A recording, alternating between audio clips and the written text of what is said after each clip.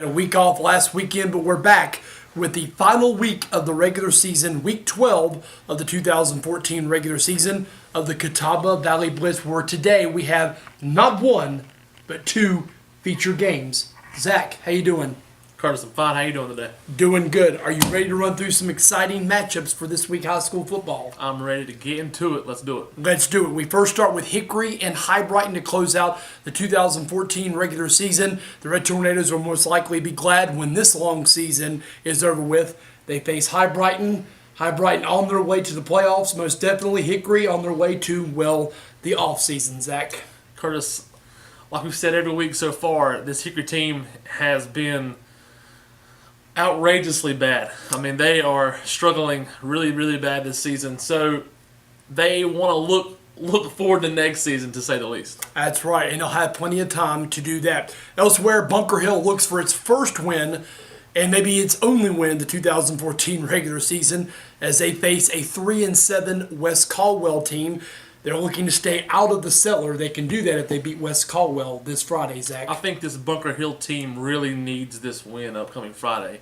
They've been struggling the last couple of weeks on and off the field. The community is hurt. A win for this team, last game of this regular season, be a huge uplift.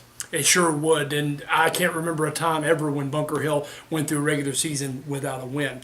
Elsewhere, a really good game in the Northwest 3A 4A Conference, a game that I'll be covering on WNNC, which will be St. Stephen's and Fred T. Ford. These games are always competitive, and these two schools really don't like each other very much, Zach, and it's always a good game no matter what either of these teams' records are. I'm picking St. to win this one. I honestly believe they can do it over Fred T. Ford. But like That's you a good said, pick. That's a really good pick. Like you said, though, I mean, most of the time these games get pretty heated. So it should be a good one Friday night. I've been a part of some really heated games over the past couple of years. Elsewhere, East Lincoln will try to wrap up the Southern District 7 Conference Championship last night in a remake of a game that was not played Friday night. They hammered the Maiden Blue Devils 48-13. All the thing left to do now, Zach, is beat West Lincoln and wrap up the Southern District 7 Conference Championship. You know, I was at that game last night for the Monday Night Football of High School edition, and East Lincoln pretty much did what they wanted to when they wanted to do it. They scored at will, defense stepped up, made plays. There's no reason that they shouldn't be able to beat West Lincoln this upcoming Friday night. They would finish the regular season undefeated with a win, going 11-0 overall, 7-0 in the conference. West Lincoln has kind of slipped here of late. They lost to Bandy's 42-39 last weekend. Now the first of our two feature games. We start with Bandy's and Newton Conover, and you can pretty much throw out the record in this game because these two teams play very competitively with each other. Last year's game was a really good game. I expect this year's game to be just as exciting, Zach, and don't count this one out as being a blowout either. I don't think that this one's going to be a blowout.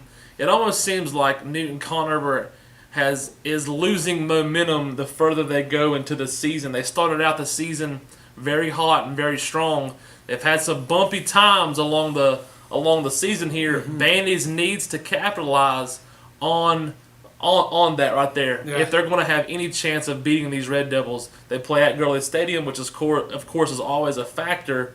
But Bandy's could have pulled out the upset, Curtis. I'm no football guy by any means, but if I'm Bandy's looking at the game film of Newton Conover, I am going to Jelani Culliver and I'm attacking Newton Conover's secondary. Not to say Newton Conover's secondary is weak or anything, but that's what I would do if it were me. But that's just me. I'm just saying I do think Newton Conover will win. They are the home team, but I do expect this to be a close game. It will most likely be a high-scoring game. These two teams have really had some high-scoring games over the years. The Red Devils would finish 8-2-1 if they were to win, which would be better than the 2-9 finish they had last season. You can't say enough about the job Trent Lohman has done either at Bandy, Zach. Back to Newton, though, for 1 second. It's still a complete turnaround from last season, like you said. Definitely, yeah. You can't be disappointed with that outcome at the end of the season, even if they do get upset by Bandy's. And then to Trent Lohman, you can always bet that Bandy's is going to put up a fight with any team they come to, whether they're good or bad. that season, they're always going to give you their heart in every game they play. Absolutely, and Trent Lohman and his team that went 5-7 last year have had a complete turnaround this year from that 5-7 season. This is a program that's playing just as good as when Randy Lohman was there over the last couple of years. All right, moving on to our last feature game. Maiden heads down to Lincolnton. This will be Scott Cloninger, Lincoln High School's head football coach's final regular season football game against Maiden at home, Zach. And the Wolves are playing very good, and they play extremely well in what they call the Wolves' Den. That's right, Curtis. That place is almost has its own special powers, if you want to say so. Very hard to win there, very difficult to play in. Those fans are very unique, to say the least.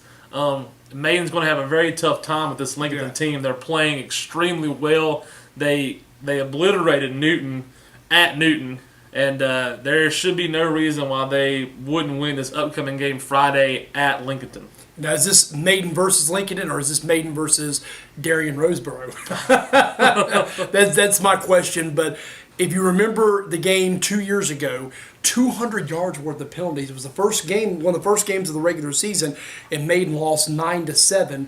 Now, Maiden defeated Lincoln last year, 42-14 on senior night. Maiden has lost, I believe, to Lincoln at 7 of the last 8 in the series, or 7 of the last 9. So Lincoln has certainly, with the exception of last year, owned this series, Zach. That's right, Curtis. But most of the time, you play Lincoln at Lincoln for some reason, and I don't know why that comes around like that. Or Maiden ends up playing them in the playoffs, and that's always a hard, very possible. It's always a hard fight in the playoffs. But you know, if Maiden's gonna put up any kind of fight, they've got to hit them hard, and they have to hit them early, Curtis. That is true, and I forgot about that. They could very well possibly meet in the playoffs. Before we wrap things up, guys, this will be the last week of the regular season. Overall, Zach, I'm going to ask you your thoughts on the Southern District 7 this year and how you felt like it turned out top to bottom. I feel like last year the SD7 was kind of struggling when it come to overall competition. A lot of teams were at a very, very big low point in their programs. Now it's anybody's game. We've had some upsets. West Catawba has emerged and got some wins. They're normally at the very bottom. Bunker Hill hasn't found a win yet. They're looking for their upcoming win. Maiden has struggled this year, which is something that the people of that community aren't used to. Newton Conover turning it around from last year. East Lincoln, they dominated last year, and they're doing it again this year. Lincoln getting way better. And this overall, the competition level has skyrocketed from where it was last year. I think in closing, I think in the next 2 years, the outline of this conference is going to go through these 3 teams. Is what I think. I think it's Lincoln, East Lincoln, and Maiden. Very possible. And Bandy's and Newton are going to kind of be, and of course, I think Newton's going to be down the next couple of years after this year, losing some really, really good guys. But I think some other teams are going to be kind of looking up at those schools moving forward.